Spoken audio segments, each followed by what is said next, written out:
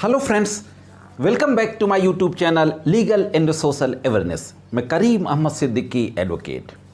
साथियों, आप लोगों को मैं ये बता दूं कि जब कोई क्रिमिनल केस में आरोपी होता है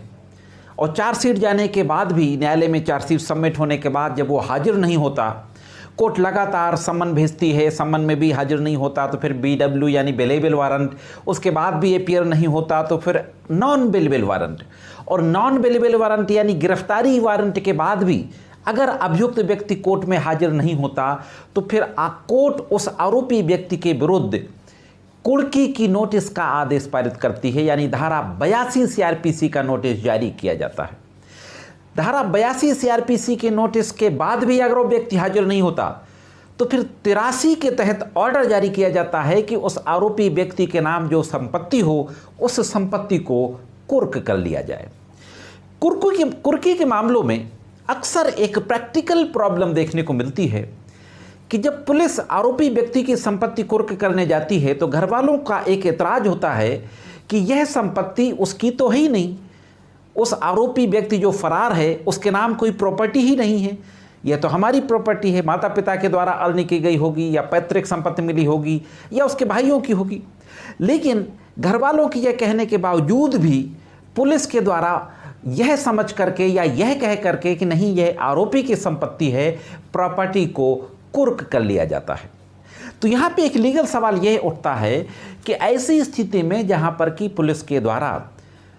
ऐसी संपत्ति को कुर्क कर लिया जाए, अभियुक्त की संपत्ति बताकर, जो कि अभियुक्त की ना हो, उसके माता पिता की हो या उसके भाइयों की हो,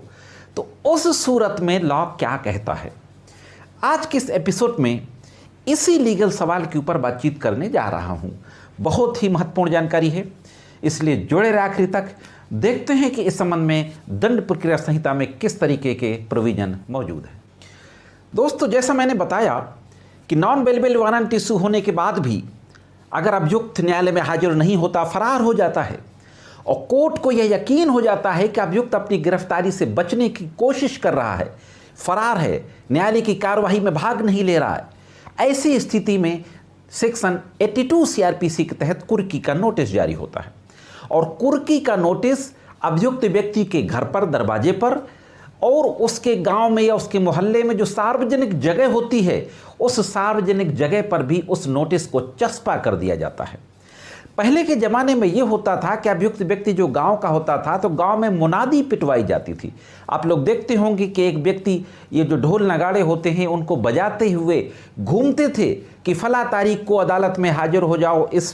फला फला नाम का व्यक्ति अगर अदालत में हाजिर नहीं होता तो इसकी चल अचल संपत्ति को कुर्क कर लिया जाएगा। इस तरीके से मुनादी भी पिटवाई जाती थी। आजकल मुनादी वगैरह तो नहीं होती, लेकिन हाँ, सार्वजनिक स्थान पर नोटिस को जरूर चस्पा कर दिया जाता है। और नोटिस को चस्पा होने के बाद भी अगर 1 महीने तक आरोपी व्यक्ति न्यायालय में अपने आप को सरेंडर नहीं करता, अपीयर नहीं होता, तो उस सूरत में कोर्ट सेक्शन 83 CRPC के तहत उस आरोपी व्यक्ति की प्रॉपर्टी को अटैच करने का, कुर्क करने का आदेश दे सकती है। मैंने अटैचमेंट ऑफ प्रॉपर्टी पे काफ़ी पहले एक वीडियो बनाया था, उस वीडियो का लिंक भी मैं डिस्क्रिप्शन बॉक्स और आई बटन में दे दूंगा, आप उसे भी डिटेल में देख सकते हैं।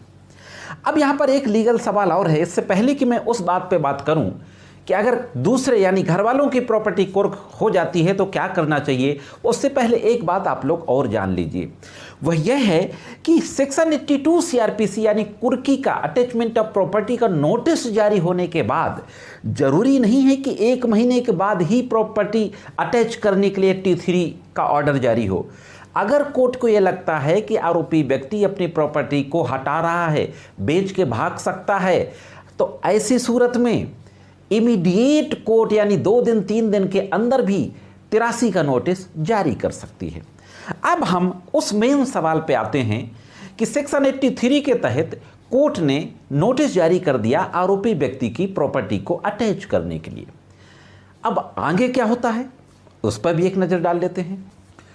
CRPC के सेक्शन 83 के तहत अटैचमेंट ऑफ प्रॉपर्टी का नोटिस जारी होने के बाद पुलिस आरोपी व्यक्ति के घर पर पहुंचती है और घर वालों के कहने के बावजूद भी कि आरोपी व्यक्ति, फरार व्यक्ति के नाम पर कोई भी प्रॉपर्टी नहीं है, वह घर की संपत्ति को उठा लाती है, माता पिता की प्रॉपर्टी, भाइयों की बहनों की प्रॉपर्टी को उठा लाती है। उस सूरत में सीआरपीसी का सेक्शन 84 कहता है, 84 ये कहता है कि अगर किसी व्यक्ति को अटैच की हुई प्रॉपर्टी में कोई क्लेम करना है, कोई ऑब्जेक्शन करना है, तो 84 सीआरपीसी के तहत न्यायालय में वो अपना क्लेम या ऑब्जेक्शन दाखिल कर सकता है, अपना दावा कर सकता है, अपनी आपत्ति दाखिल कर सकता है। 84 सीआरपीसी के तहत जब न्यायालय में कुर्क की हुई संपत्ति के बारे में किसी भी तरीके का क्लेम या ऑब्जेक्शन दाखिल किया जाता है तो कोर्ट फिर उसकी इंक्वायरी करती है, और कोर्ट अगर सेटिस्फाइड हो जाती है कि वाकई में यह प्रॉपर्टी उस आरोपी फरार व्यक्ति की नहीं थी, यह तो उसके पिता की थी या यह उसके परिवार के किसी अन्य सदस्य की थी, ऐसी स्थिति में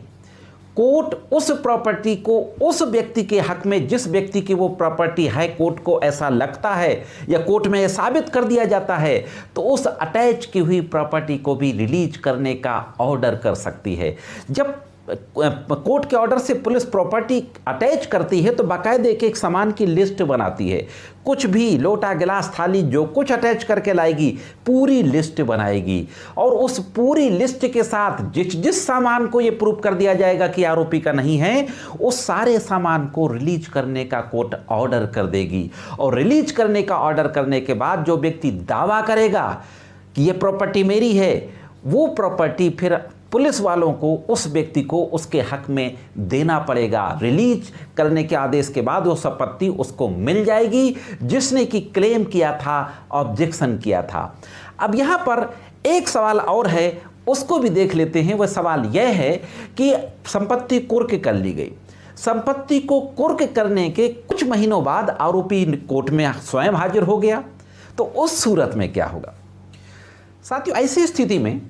जहां पर कि किसी आरोपी व्यक्ति की प्रॉपर्टी कुर्क कर ली गई उसके फरार होने के कारण, लेकिन कुछ समय के बाद वो न्यायालय में अपीयर हो गया, तो न्यायालय में हाजिर होने के बाद वो अपनी संपत्ति को रिलीज कराने का प्रार्थना पत्र दे सकता है,